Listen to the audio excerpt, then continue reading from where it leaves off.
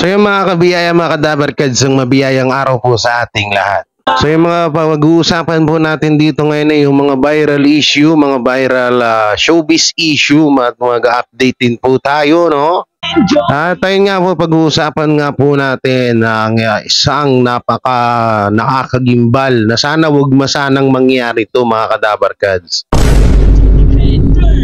Dahil kapag sa oras na mangyari po ito na siguro yung ikakabagsak ng kanyang karir.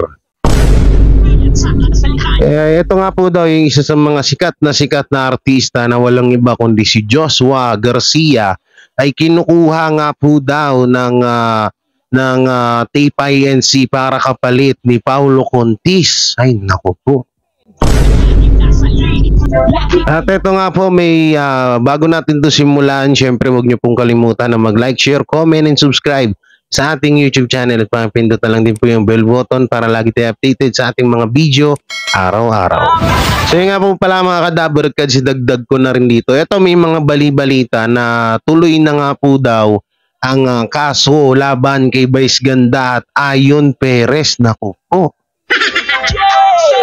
Siguro mas maganda, siguro mas unahin natin panoorin itong issue ni Vice Ganda at Ayon Perez na di umano ay tutuloy na nga po daw ang kaso. Ang kaso para sa kanila, child abuse nga po daw ang ikakaso. So sino nga bang nagkaso sa kanila? So dito po at ating panoorin. Nasa huli po na video, no? Nasa huling video po yung mapatungkol kay Joshua Garcia na kinukuha siya ng tape INC or ng fake bulaga para kapalit ni Paulo Contis, kasi nung mga nakaraan nabalitaan nga po natin, 'di ba, na si Paulo Contis ay tatanggalin na or papalitan na kasi parang wala daw chemistry yung mga host or walang alam niyo yun, parang hindi daw bagay si Isko Moreno, Paulo at Buboy.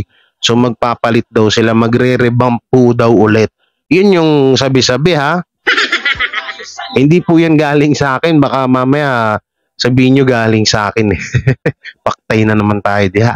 Ayun, at yun, ito po yung video na kung saan kakasuhan na nga po daw or napatawan na ng kaso si Vice Ganda at Ayon Perez. So ito po at ating panoorin. So ito po yung video mga kadabarkads. So bali hindi ko makita or hindi ko mahanap or hindi ko magilap yung mismong balita na mapatungkol na si Vice Ganda nga po daw ay kakasuhan na. So ito po, gumamit po ako or dito tayo magre-reaction sa isa rin sa kasamahan natin na nagtatanggol sa TBJ na walang iba po ay si Kabibig Vlog. Subscribe nyo po Kabibig. O isa rin po to na defender ng TBJ or nagre-reaction siya. At ang napakagaling din ito na reaction, pero matatawa ka muna sa kanya. So, minsan ako natatawa rin ako sa kanya kapag kapag may pag nagre-reaction siya, nakakatuwa kasi. Pero dito tingnan nyo, nandito po yung patunay na kinasuhan na nga talaga po daw si Vice Ganda. So ito po ating panoorin.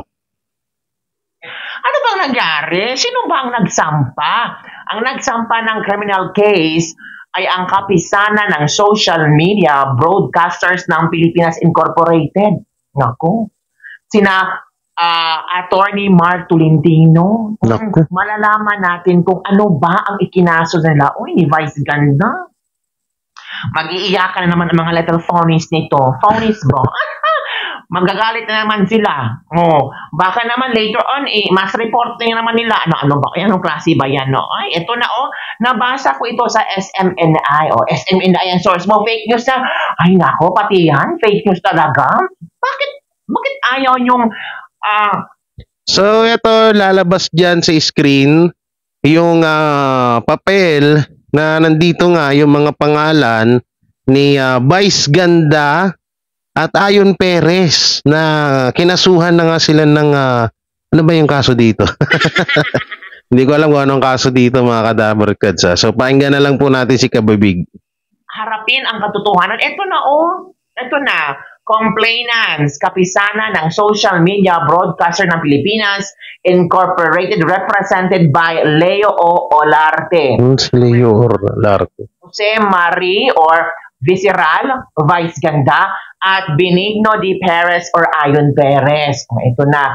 Ano ba ang kanilang kaso or na-violate nga law. Violation of Article 201 of the Revised Penal Code in relation to Section 6 of RA number 10175, otherwise known as the Cybercrime Prevention Act of 2012. Hala! Merong mga witnesses, oh. Naku po. Kalerky naman. Ito na ba talaga ang laban ni Vice Ganda na kailangan niyang patunayan? Ang daming problema ni Vice Ganda ngayon. MTRCB, sila ng motion for consideration, naghihintay pa sila ng sagot kung masususpenso ba sila ng 12 days. Tapos dumadag pa itong kasong kriminal, hindi lang si Vice Ganda, pati si Ayon Perez. Diba? Sa konting icing, sa konting ginawa ni Vice Ganda, talagang naging apoy. Lumawak ang apoy talaga, no? Talagang sumunog, at nag-connect-connect na sa kung ano pang mga kadahilanan. Ako po, ano sa palagay niyo mga kabibig? Naawa ba kayo kay Vice Ganda? Alam ko naman Yun, no, hindi na natin tapusin si Kabibig, no? Ay, may ko-correct lang ako dun, kay sa sinabi ni Kabibig. Pero ito, bro, or ano ba? Sis, bro, di ko alam. Ito, i-correct lang kita dun sa sinabi mo na kaunting bagay na ginawa ni Vice Ganda. Hindi yun kaunti. No, napakalaki po nun dahil isa po yung kabastusan sa harap ng kabataan yung ginawa ni Vice Ganda. So hindi po yung masasabi na maliit na bagay or kaunti lang yung ginawa, hindi po yung ganun, no. Dahil nga una-una noon time show sila at sila na mismo nagsabi na ang kanilang mga show ay pangbata or para lang sa bata, 'di ba? Yung laging sinisigaw ng mga susup daliri followers na kung saan ay mas okay nga po daw manood sa It's Showtime kaysa sa TVJ kasi nga daw pambata. Kaya ayun, inaksyonan nga talaga siguro ng mga kung sino yung tinatawag dito na kaukulan or may karapatan na maghain ng kaso kay Vice Ganda at Ayon Perez. Yun nga po, so di natin eto, hinahanap ko nga po yung full nito, yung pinaka-post kung saan, kung totoo ba to o hindi. Pero mukhang totoo naman to kasi si Kabibig, alangan naman na sirain niya yung channel niya sa mga fake news, di ba? So hindi rin naman to nagpe-fake news, hindi rin naglalabas ng fake news na video to si Kabibig, no? Kaya yan, paki-subscribe na rin po, no? So yun, kung mapapatawan man ng kaso sila Vice Ganda, ano ba pwedeng sabihin natin dito? Deserve ba? O siguro deserve niya dahil naging hindi niya deserve dahil galit tayo sa kanya, hindi ganun. Deserve niya dahil siguro dahil sa sobrang taas ng pride niya. Deserve niya dahil imbis na mag-sorry na lang sila, parang pinamuka at pinalabas pa nila sa kanilang mga supporters na masama or hindi patas ang ginagawa ng MTRCB, no, mga kadabarkad. Siguro ganun. Doon natin ilalagay yung salitang deserve niya, no? Deserve niya kasi nga mataas pride niya, kinalaban niya. Imbis na mangingi na lang siya ng kapatawaran sa MTRCB, ang ginawa niya ay parang pinagmukha niya pa na masama ang MTRCB. So ano ang nangyari? Sa MTRCB, binabash, kung ano-ano pinagsasabi, lalo na kay Ma'am Lala Soto, may mga nagsasalita pa na ABS-CBN, no, na yung mga kilala na personalidad diyan sa ABS-CBN ay sinabihan ng kung ano-ano si Vice Ganda, no, ay si Vice Ganda tuloy. si Ma'am Lala Soto na kesyo kadiri daw. At ayun, dumagdag pa nga si Susette Doctolero na isa sa mga sikat at kilalang writer ng GMA. No, siguro yun na yung sa lahat ng ginawa ni Vice Ganda laban sa MTRCB, yung mga parinig, yung mga patama, yung mga maangahang na mga parinig at patama at araw-araw ni Vice Ganda, ay siguro doon natin ilalagay yung deserve niya na makasuhan siya. At para na rin siguro magtanda din kasi tutusin po talaga ibalik natin yung mga nangyari, no? Sobrang lala po kasi talaga. Hindi lang din naman sa icing. Yung iba kasi iniisip dahil lang din dun sa icing. Hindi kasi bawat may violation kasi ang mga noon-time show, binibigyan nila ng warning yan. Wala muna po yan suspension. Warning muna hanggang sa makailan, ilan. Yung i-showtime kasi halos ang dami na talaga, sobra. Kaya siguro napagdesisyonan ng MTRCB na patawan na sila ng suspension kasi parang hindi na sila nakikinig, hindi na nila pinapakinggan ng MTRCB. No, hindi na nila masyadong iniintindi. No. At ayun pa nga, ang masama pa nga nito ay yun, parang pinalalabas nila na bias si Ma'am Lala Soto dahil ama niya si Tito Soto na alam naman natin na nandun sa EAT si Tito Soto, yung kanyang yung ama ni Ma'am Lala Soto. So yun po pala yung sa ABS-CBN, yung kay Ma'am Lala Soto po daw ay kakasuhan nga po daw si Eric Jan Salud. Hindi ko pa alam kung paano po yung pagkakabigkas ng apelido niya, no? Kung Salud, kung mabilis ba or mabagal. Kasi kung Salud, pwede naman. Kung Salud, pwede rin naman. Di natin alam may kumagat sa gilid ko. So yun, siguro antayin na lang din natin yung respetuhin na lang siguro natin yung desisyon ng korte, no, kung ano yung magiging desisyon ng korte dito sa nangyayari kay Vice Ganda. Lahat naman tayo marunong tayong magpatawad siguro, no? Hindi ko rin man malalahat, may ibang tao diyan na mahirap talaga magpatawad sa nakagawa ng kasalanan sa kanila. Na kuminsan nga walang nagagawang kasalanan, hirap pa rin silang patawarin. Ano kaya yan, no? Wala kang ginawang kasalanan pero hirap na hirap kang patawarin. Malupit. So yan, mapunta na po tayo dito sa video na kung saan ay si Joshua Garcia nga po daw ang papalit kay Paulo Contis. Naku po, grabe yun. Eto, bago natin simulan namin, sasabihin po muna ako mga kadabarkads, parang ako sa iyo, Joshua Garcia, kung mapapanood mo man tong video ko, yang kasikatan mong yan, siguro kung halimbawa na operan ka ng halusos or ng TPINC ng napakalaking talent fee para lang mag-host sa Itbulaga, siguro Joshua, wag mo nang tanggapin, no? Kasi imbis na umaangat ang karir mo, baka biglang gumanyan yan. Ito lang ano lang ako, siyempre, kilala naman natin si Joshua Garcia na maraming followers, maraming tigahanga, at maraming sumusuporta. No, at kilalang kilala yan, sikat yan si Joshua Garcia. Alam naman natin yan, lalo sa mga kababaihan dyan, no, na may hilig sa mga guwapings. Yung mga kababaihan dyan na mahilig sa mga guwapings. So ngayon, siguro para sa akin, wag niya na. Sana wag siya masilaw sa kung magkano man ang i-offer sa kanya ng TPINC bilang talent fee na maging host ng Itbulaga. No, kung totoo man itong issue na to, at hindi pa rin din naman din po ito, disclaimer po tayo, hindi po ito 100% na totoo na si Joshua Garcia ay magiging host ng EAT. So ito, may re-reaction na lang tayong video na sinasabi nga dito sa video na mag-host nga po daw, pero yung video ay hindi natin alam kung 100% na totoo yung niya sinasabi. So, i-correct po natin yan, no?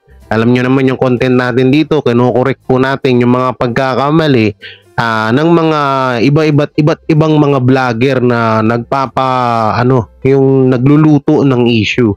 So, kino-correct po natin yan, no, mga kadabarkad. So, para yung pa pala, may papanood pa po pala akong video sa inyo mapatungkol naman kay Paulo Contis. Siyempre, connect na yan no, kasi si Joshua Garcia, papalitan niya daw si Paulo Contis. So, i-connect na natin tong video na to. Kasi nga daw, ay mapahanggang ngayon ay parang ito, personal ng buhay ni Paulo to, sa totoosin lang. Pero Medyo may pangit lang kasi talaga ako ditong napanood sa bidyong to. So para lubos niyong maunawaan, ito po at ating panoorin. So yan na po yung mga Cadaver Cats. Yan yung unang video. Kasi ihuli natin po yung mapatungkol kay Joshua Garcia. Panoorin po muna natin to, no, para mas maganda. Okay?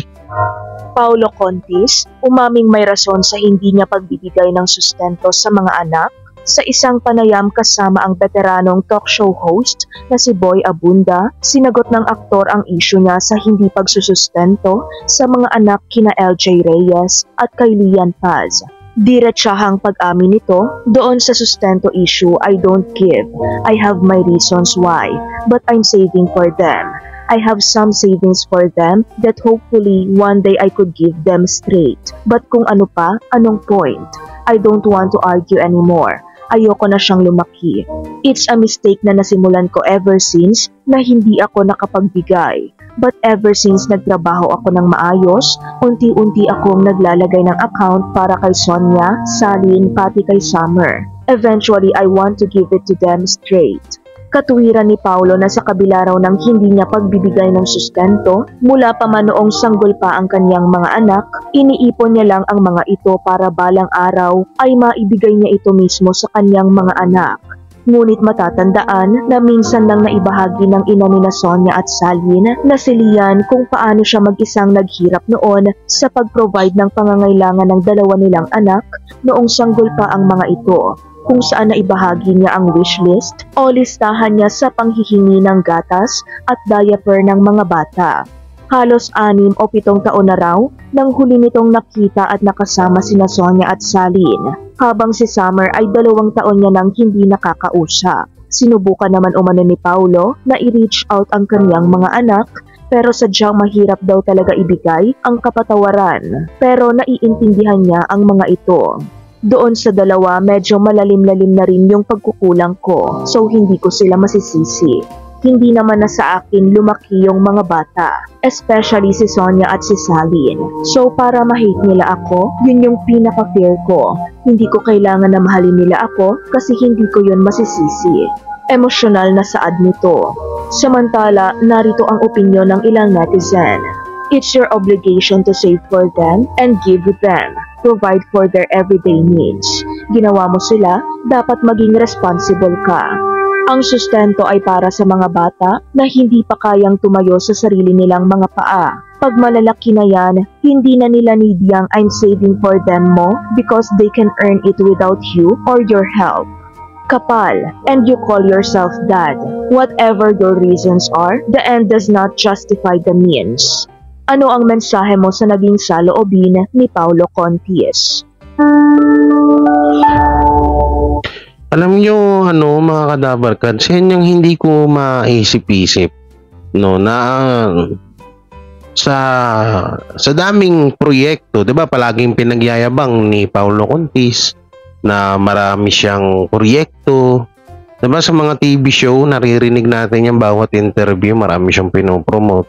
Ang hindi ko lang talaga maisip-isip dito kay Paulo na bakit yung yung ultimong pagsustento niya sa mga anak niya ay hindi niya, kahit na hindi ka mapatawad ng anak mo or ng dati mong kinakasama, pero may obligasyon ka at may obligasyon ka na talagang magbigay ka sa anak mo, 'di ba? Ito bilang sa lahat ng mga magiging tatay pa lang diyan, no. Siguro mas maganda siguro mag-ipon kayo, no? Mag-ipon muna kayo talaga bago kayo start ng pamilya, kasi katulad nito kay Paulo Contis kasi mayaman na yan, no? Mayaman siya. Kaya parang parang ang pangit lang na bakit hindi niya masustentuhan yung mga anak niya. No, sana yung ibang mga kapwa ko kalalakihan diyan, wag niyong tularan yung ganitong mindset, no, kasi kawawa naman yung mga bata. Kasi kung ako yung nasa kalagayan ni Paulo Contis, magbibigay pa rin ako. Total, alam ko naman na marami akong show, marami akong pelikula na ginagawa at alam ko na malakas ang kita ako. No. Buti sana kung ilan na yung anak mo tapos ang trabaho mo ay ito hindi ko naman alam ko po na disclaimer po tayo kasi baka mamaya masamain tong sinasabi ko, no. Buti sana kung nangangalakal ka. Pero yung pangangalakal malinis po na trabaho yan, wala pong masama dyan. Pero syempre mababa yung kita, diba? Mababa yung kita mo, saktong-sakto lang pang sarili mo. Siguro doon may intindihan pa, pero pagkatulad ni Paulo Contis, artista ka, marami kang pera, tapos yung anak mo hindi mo sustento, tapos ang sasabihin mo, nag-iipon naman ako para sa kanila, para sa pagdarating na araw, may bigay. Kailan pa?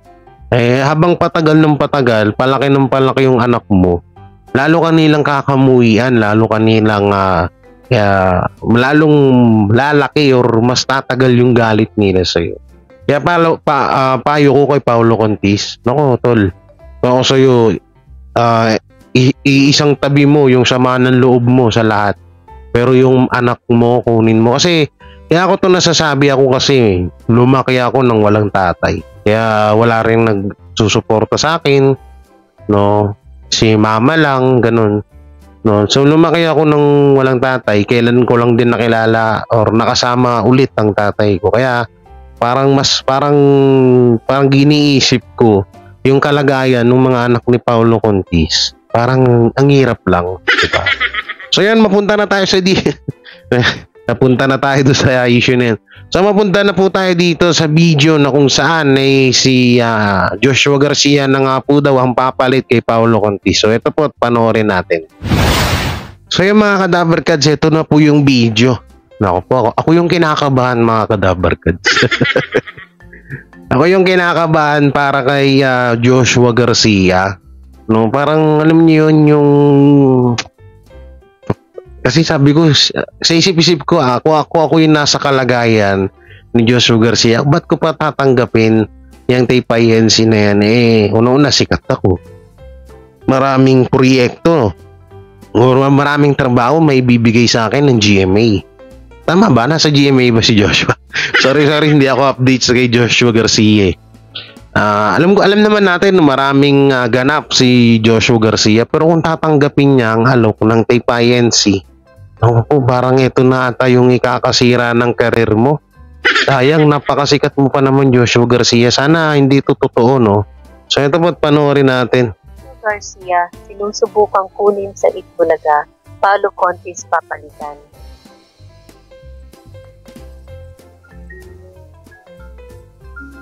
Negatibong komento sa kanya ay nadadamay ang mismong programa. Malaki daw ang maitutulong ni Joshua kapag nakuha ito dahil siguradong mayangat nito ang rating ng programa. Papayag kaya si Joshua sa malaking perang offer ng mga halos host para maging parte ng Itbulaga? At magiging mas maganda kaya ang kalalabasan kung papalitan niya sa Paulo Contis bilang main host ng show? O kaya na may bilang Alden Richard ng Itbulaga na kung saan magpapakilig siya ng mga manunood? Ang tanong, sino ang gusto ng mga tao na partner sa Itbulaga? So yung mga kadabarkads, no, napanood naman natin. Dito sa video parang duda ako dito, mga pa-fake news lang din to. Pero malay natin kasi talagang ang halusos po, or ang TPINC naghahanap talaga ng mga talagang talented at mga sikat na host para maiangat ang kanilang show. Ngayon, doon sa nasabing video na si Joshua Garcia ang papalit kay Alden Richard para magpakilig, siguro tama yun, yung magpakilig, magpasaya, pwede yun. Pero yung parang tutumbasan ni Joshua Garcia, yung sinasabing Alden at yung Aldab, parang malabo po yun. Parang hindi ako sangayon, no, kasi Aldab is Alden at Main Mendoza lang po talaga yan, no. So kung may iba man na gagana, parang hindi na bagay. Mas maganda siguro, no, kung iba, no. Pero tsaka kapag ginaya ng TPINC ang Aldab sa bagong Itbulaga ngayon, naku po, ewan ko na lang kung hindi sila girahin ng Aldab Nation. Hindi ko alam, baka mamaya girahin sila ng Aldab Nation, mga kadabarkads. Ang dami yan. Million yan, no. No, isa na ako dun at isa na rin kayo, alam ko yan. No, kaya kung mangyayari man yung ganyan, parang talagang hindi ako sang-ayon na maging host dyan si Joshua. Baka mamaya yung mga basher dyan, salita, bakit ikaw ba magpapasahod? Hindi sa ganun. Iba kasi yung yung talent fee, no, alam ko malaki talaga ang i-offer dyan. Joshua Garcia yan. Joshua Garcia yan, hindi basta-basta ng artista yan. At sikat yan at patok yan sa mga millennials ngayon, no? Yun talaga, medyo talaga dun, medyo talagang magkiklik talaga ang fake bulaga o pag once na si Joshua Garcia. Pero eto, magkiklik dahil siguro may yung mga supporters yung loyal kay Joshua Garcia, pero yung mga TBJ supporters din ni Joshua Garcia malamang sa malamang magkakalasan yan. Totoo tayo, yung kay Isko nga, 'di ba? Alam ko naman na may mga iba diyan na mga supporters ni Isko Moreno na supporters din ng TBJ na umalis na or ayaw na kay Isko Moreno simula nung naging host siya sa Fake Bulaga or sa generic Night Bulaga, 'di ba? So yung kung mangyayari man 'tong mga kadabarkads, nako po, talagang mababawasan ang kasikatan ni Joshua Garcia, no? At kung siya man, halimbawa man na naging siya nga yung host diyan, tapos siya yung parang papalit kay Main Mendoza, sorry. Kay Alden Richard, parang ang labo pa rin. Bukod sa pagpasok niya pa lang diyan, kakamuhian na siya ng tao ng mga netizen. Paano pa pag siya yung gumanap ng Alden, no, sa Aldab, kung halimbawa nagayahin Manila ang Aldab ng Fake Bulaga ng Tapayensi, hindi malabong hindi yan, siguro umaano lang yan, buwe-buwelo lang, no? Gagayahin nila at gagayahin talaga yan. Alam naman natin nung nagpalaro nga si Jose Manalo nung parang hep-hep oray ni Willie Rebilla, ginaya rin kinabukasan pag show ng G sa Gedli, nagpa-game din ng sila Isko Moreno at Buboy Velar. So doon, hindi naman natin masisisi doon sila Buboy, sila Isko Moreno, dahil kagustuhan po ng Tapayensi yun. Yun lang hindi natin 100% sure. Pero malay nyo, sila Buboy at Isko rin ang nagsuggest nun, di ba? Hindi natin din alam yun. So yun, mga kadabarkads, anong masasabi nyo sa mga napag-usapan nating video ngayong umagang ito? So ito po, syempre bago natin itong tapusin itong video na to, huwag nyo pong kalimutan na mag-like, share, comment, and subscribe sa ating YouTube channel at pakipindot na lang din po yung bell button para lagi updated sa ating mga video araw-araw. So ingat po kayo palagi and peace and God bless. Bye-bye.